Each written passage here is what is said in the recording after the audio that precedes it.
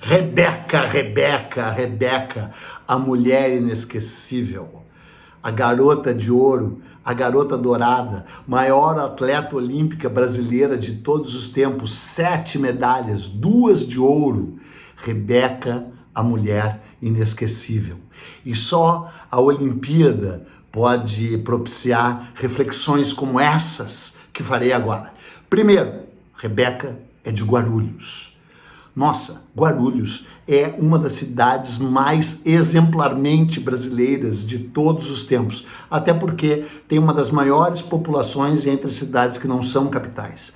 As origens de Guarulhos são inacreditavelmente brasileiras, são extraordinariamente reveladoras desse país árduo, desse país de exclusão. A palavra guarulho é uma palavra de etimologia complexa, mas muito provavelmente está ligada à palavra tupi, guaru. Guaru é um pequeno peixe meio gordinho, e era a palavra com a qual os tupis de São Paulo se referiam, os tupiniquins, no caso, do centro de São Paulo, que logo se aliaram com os portugueses em função da presença ali do João Ramalho, o proto-bandeirante, né, o cara que inventou a escravização indígena no Brasil, o cara que inventou os bandeirantes, né? E os tupis, tupiniquins, já eram, antes da chegada do homem branco, inimigos de morte dos guaru ou guarulhos. Os que viriam a ser guarulhos, né? Eles eram guaianazes. Guaianá é um grupo não tupi, um grupo G, né? Muito ligado aos caigangue do Paraná, de Santa Catarina, do Rio Grande do Sul, que sempre foram considerados índios inferiores pelos tupi. Os tupi se achavam, né? Os tupi, a própria palavra tupi, eu já falei várias vezes aqui, quer dizer o povo. Eles se achavam assim o máximo, e eles tinham ocupado todo o litoral do Brasil e o Planalto de São Paulo por volta do ano 0 da era cristã, expulsando por os rigores do agreste os demais povos, dentre eles a maior parte deles do grupo G. Os guaianazes, também chamados ali em São Paulo de maromomis ou marumirins. Marumirim é o pequeno maru, que quer dizer pequenininho, que é uma corruptela de guaru, né? Eram baixinhos e meio barrigudinhos assim, e moravam em casas subterrâneas. Os tupis não apenas os perseguiam e escravizavam, como também jogavam pimenta ardente, ramos de pimenta nativa do Brasil, pegando fogo nas casas subterrâneas onde moravam esses guarus, né? Mas o mais louco é que depois que o padre Manuel da Nóbrega fundou o aldeamento de Guarulhos para agrupar esses indígenas, para lá também seriam enviados mais tarde os próprios tupiniquins, depois que tinham ajudado os paulistas, depois que tinham sido chaves no processo de conquista do Rio de Janeiro, quando tupiniquins e tamoios lutaram entre si, instigados pelos portugueses. Os tamoio, que eram também do grupo tupi, né, eram na verdade o tupi por excelência. Tamoio quer dizer o avô, portanto aquele que tinha chegado antes. Tupiniquim quer dizer o vizinho do tupi, ou seja, eram tupis, mas não eram assim os tupi de verdade, né? Esses tupiniquins foram aglutinados, foram reunidos pelos portugueses e enfrentaram os tamoio na grande batalha que resultou na conquista do Rio de Janeiro e na expulsão dos franceses em 1565. Em 1580, o padre Manuel da Nóbrega fundou esse aldeamento, que de início só tinha guarus, mas que depois passou também a ter tupiniquins, porque depois que tinham servido aos portugueses, eles foram escorraçados, né, expulsos dali. Tanto é que o próprio líder tupiniquim, o Tibiriçá, né, sabe, Tibiriçá, o pai da Bartira, a Bartira era a mulher de João Ramalho, né, o Tibiriçá tinha sido chave no processo de conquista, né, era o maioral da terra, o vigilante da terra, isso que quer dizer o nome dele, né, e ele morreu. O Tibiriçá morreu de varíola, aliás, na noite de Natal de 1562. A partir da morte do Tibiriçá e do desaparecimento do João Ramalho, que morreu em 1590, eu acho, sei lá, antes, foram escorraçados do centro de São Paulo e também jogados para Guarulhos. Só que ali em Guarulhos, né, onde surgiu o aldeamento de São Miguel, essas terras passaram a pertencer aos jesuítas e passaram a ser consideradas uma espécie de reserva indígena.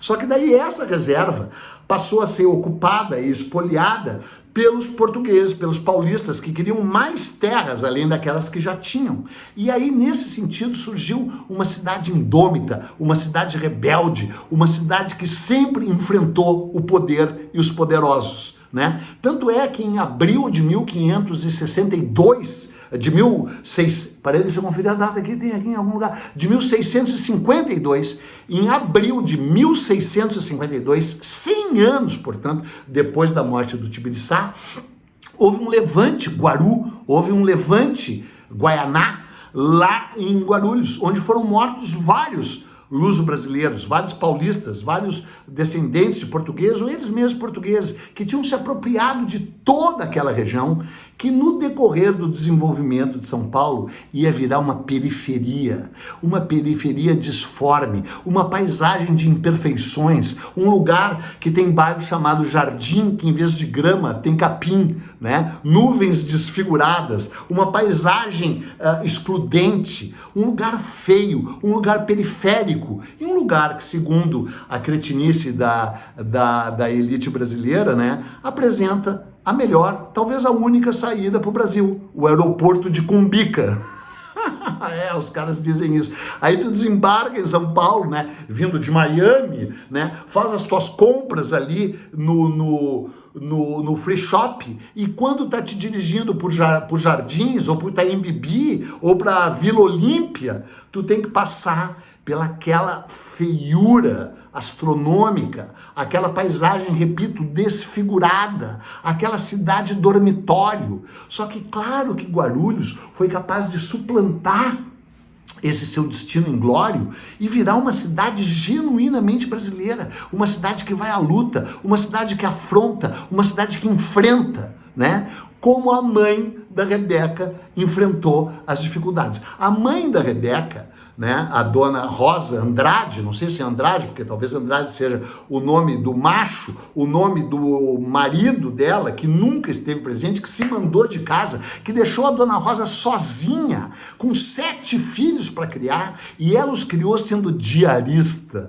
essa profissão extraordinariamente brasileira, né, sendo empregada doméstica. Eu fico aqui pensando, será que ela dormia no quarto de empregada? Muito provavelmente ela dormia no quarto de empregada. Sabe essa instituição genuinamente brasileira, agora meio em desuso, né? Porque os caras constroem esses apartamentos assim, mas quase ninguém mais tem coragem de fazer o quarto de empregada, onde mora a empregada doméstica, que é um resquício direto do período de 350 anos de escravidão que o Brasil viveu. E o que era a dona Rosa, que é uma rosa, que é uma rosa, que é uma rosa, né? Olha o nome dela. As rosas não falam, mas as rosas exalam o perfume da luta, da dignidade, da resiliência, da decência, que incorporaram a Rebeca. A Rebeca que caminhava 2 horas a pé, numa espécie de marcha atlética forçada, até o lugar do treinamento dela. Ela começou a treinar com 7, 8 anos de idade. Sim, e aí a mãe dela não tinha dinheiro para passagem. Não tinha dinheiro para passagem, porque com o suor do seu rosto ela só conseguia ganhar o pão amanhecido do dia a dia. Então os irmãos da Rebeca, 1 ou 2 irmãos, vendo o talento que a menina tinha para ginástica, diziam, não, eu levo ela. E levavam ela até o treinamento. Com 10 anos de idade, ela teve que deixar a família e ir treinar no Rio de Janeiro. Ela também treina no Flamengo, né? Que eu não vou entrar nessa história do Flamengo, né? Mas o Flamengo é o clube que deixou morrer 10 crianças num alojamento muito apropriadamente chamado Ninho do Urubu, que já estava interditado pelos bombeiros, já estava interditado pela Defesa Civil, mas que continuava funcionando e que pegou fogo, num alojamento onde rebecas masculinas moravam, porque a única chance de ascensão social no Brasil ou é a contravenção, ou é o PCC, ou é ganhar na cena, ou é o futebol para meninos, e talvez tomara que agora vire a ginástica para meninas, né? Então o fato dela ir treinar no Flamengo também é muito revelador, porque o Flamengo não é só isso também, né? O Flamengo usava a cor vermelha e preta, usa a cor rubro-negro, que é inclusive a cor não só de Exu, mas também principalmente a cor com que se pintavam os tamoios do Rio de Janeiro, né? Com urucu e aquela outra planta lá que agora eu esqueci o nome, que tinha o urucu e... Tá, tu sabe, aquelas plantas lá que tingem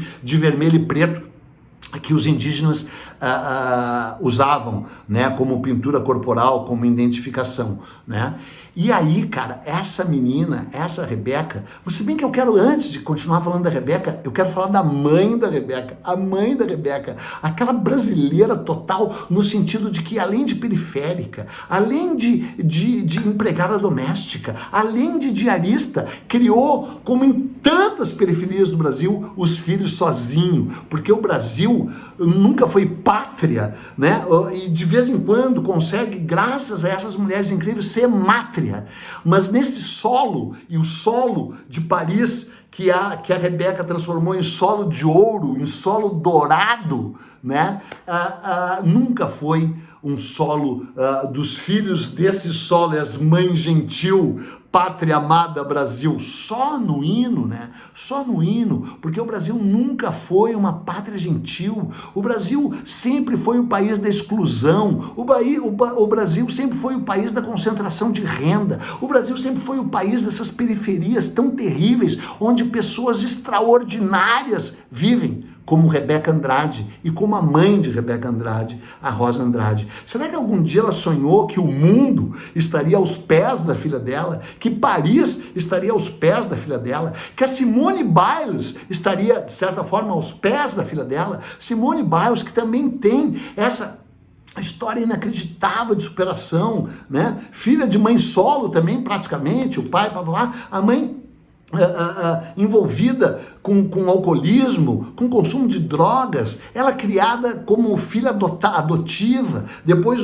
os avós resgatam, ela começa a treinar com 6 anos de idade, uma trajetória em tudo similar à da Rebeca, só que ainda pior, porque na maior economia do mundo, nos Estados Unidos, que também sempre excluiu e sempre oprimiu seus indígenas e seus pretos. É inacreditável, é tudo na cara, e ver como a Olimpíada consegue fazer com que isso tudo se torne transcendente. Mas eu também queria falar que é inacreditável que a Rebeca, né, seja a mulher inesquecível, e aí dá vontade de fazer aquela piada, Rebica, ou a mulher inesquebeca, piada de velho, mas que faz sentido por causa do filme incrível, do filme magnífico de 1940, do Alfred Hitchcock, né?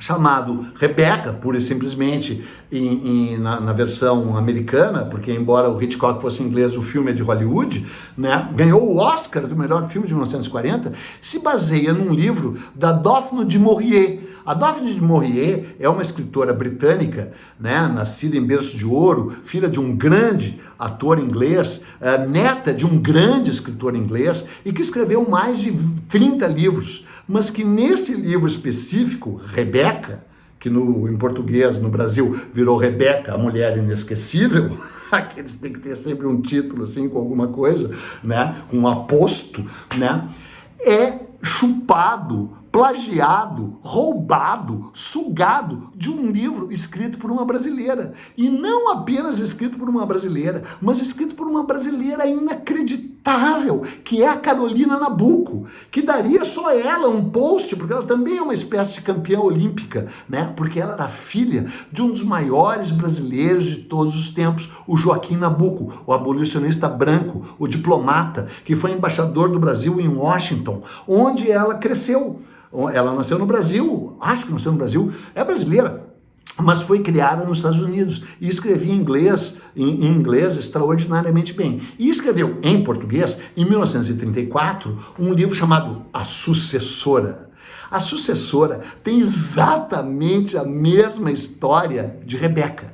A história é o seguinte: a Marina, não chama Rebeca, chama Marina, nasceu em uma fazenda decadente do Vale ali do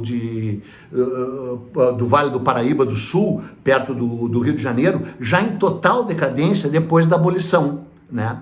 E ela cresce nessa fazenda que tá assim, não tem mais escravizados, né? O café entrou numa deprê e ela tá ali naquele lugar, em ruínas, né? Naquele Brasil que não soube se adaptar aos tempos modernos, quando chega um cara que acho que chama Pedro, sei lá, Pedro, eu acho, o Roberto, que chega ali para comprar. Um cara riquíssimo, que chega ali para comprar a fazenda, que está na maior decadência, que não vale mais nada, e se apaixona por essa Marina. Mas esse Roberto tinha sido casado com uma mulher maravilhosa, incrível, Alice, que tinha morrido de câncer. Aí ele olha para Marina, se apaixona pela Marina, né, e casa com ela, e leva ela para a mansão dele. Só que quando ela chega lá, as imagens, as ideias, o culto a Alice, a mulher anterior morta, que era uma mulher perfeita, tá vivo, e a governanta é uma das que fica criando a loucura nela, e o próprio marido também, ai, como eu queria ser casado com a Alice, como eu queria estar no País das Maravilhas, mas estou aqui casado com essa mísera Marina. E tem um quadro da antiga a mulher, né, da mulher falecida, da Alice, que ficou olhando para a Marina e a Marina olhando para o quadro, aquela loucura, parará. Na verdade, isso tem mais no livro Rebeca do que tem no livro da Carolina Nabuco, mas tem isso também na Carolina Nabuco. Aí ela escreveu o livro em 1934 e em 1935, 36, ela própria traduziu para o inglês e enviou para uma série de editoras dos Estados Unidos querendo publicar o livro em inglês. O livro ficou lá, ninguém se interessou, e uma das pessoas que leu esse livro, que estava numa sample, numa prova de leitura numa editora americana, foi a Daphne du Maurier, que chupou, que roubou descaradamente a trama, né, e escreveu Rebeca em 38. E em 1940, o Hitchcock comprou os direitos, dirigiu, ganhou o melhor filme. O livro se tornou um grande best-seller, embora, bem da verdade, se diga que a Daphne du Maurier escreveu outros 20 livros, portanto era uma escritora mesmo boa, né? Transformou o novelão, porque o livro da Carolina Nabuco, na real, é um novelão, né? Transformou num romance gótico, à maneira dos romances góticos ingleses e, de certa forma, americanos também, do Edgar Allan Poe, num conto psicológico de terror, bem ao feitio do Hitchcock, né? Quando viu o filme, a Carolina disse, pelo amor de Deus, mas essa é a minha história, né? Entrou em contato com várias editoras, com várias pessoas, todo mundo, sai fora, brasileira, não sei o quê. Só que ela não era uma brasileira qualquer, ela era filha do Joaquim Nabuco, ela tinha 1000 conexões nos Estados Unidos e na Inglaterra. Mas não foram essas conexões que fizeram com que a história viesse à tona, foi porque o New York Times Review of Books, um crítico de lá, tinha lido também as provas do livro da Carolina, né, Nabuco, essa mulher incrível, mas eu não vou falar dela, porque ela não ganhou medalha de ouro ainda, né, e disse, não, mas pelo amor de Deus, esse livro é um plágio. E aí a história explodiu, e quando o filme estreou no Brasil, a Carolina foi procurada pelos advogados da United Artists, eu acho, sei lá, da produtora, dizendo, assina aqui um documento dizendo que foi mera coincidência. Ela se recusou, ela não quis processar a mina, porque a mina, Daphne du Maurier, era famosíssima,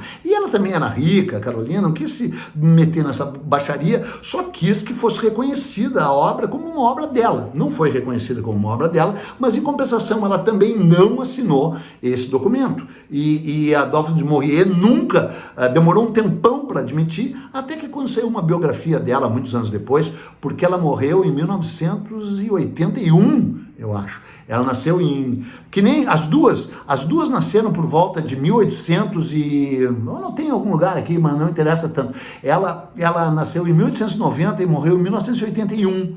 E são datas muito similares a Daphne du Maurier, que também nasceu ali no início do século XX, se é que não nos últimos anos do século XIX, e também morreu, sei lá, em 1983, por aí, né? Esse canal não é feito a precisão. Não é, mas o que interessa é esse conteúdo, essa história, né?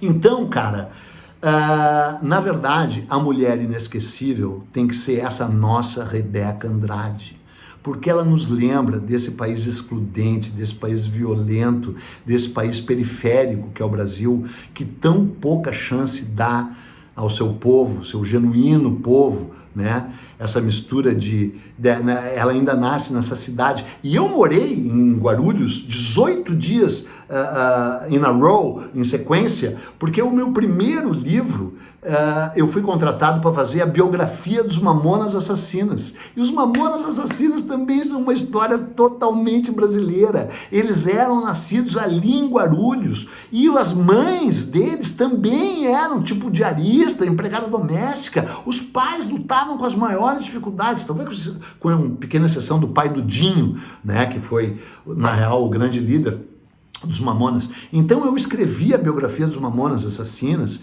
meu primeiro livro, me orgulho muito desse livro, se chama Blá Blá Blá, a história oficial dos Mamonas Assassinas, e aí pesquisei a história dos avós, de todos eles, e dos pais dos 5 integrantes da banda, sendo que tinha o japonês lá, me esqueci, o Japinha, né, que também é essa história de exclusão, de imigração, né, e os pais dos outros todos tinham vindo do Nordeste, e todos tocavam viola e violão, tocavam um verdadeiro sertanejo raiz, não esse sertanejo nojento de hoje aí, esse de sertanejo de agroboy, né, agroboy que jamais ganharia uma medalha. Então, cara, hoje é um dia histórico, hoje é um dia maravilhoso, hoje é o dia que a Rebeca Andrade provou que ela é a mulher inesquecível, a garota de ouro, 7 vezes medalhista olímpica e ainda amiga, cis, ali da também extraordinária Simone Biles. Ou seja, é muita Olimpíada. É um sentimento muito olímpico poder refletir sobre os caminhos tortuosos e trágicos da humanidade e a sua resiliência e a forma como o povo autêntico e genuíno vai acabar algum dia subindo no pódio e reluzindo que nem ouro. Porque afinal, tu sabe, tudo que reluz é ouro. É isso aí. Viva a Rebeca.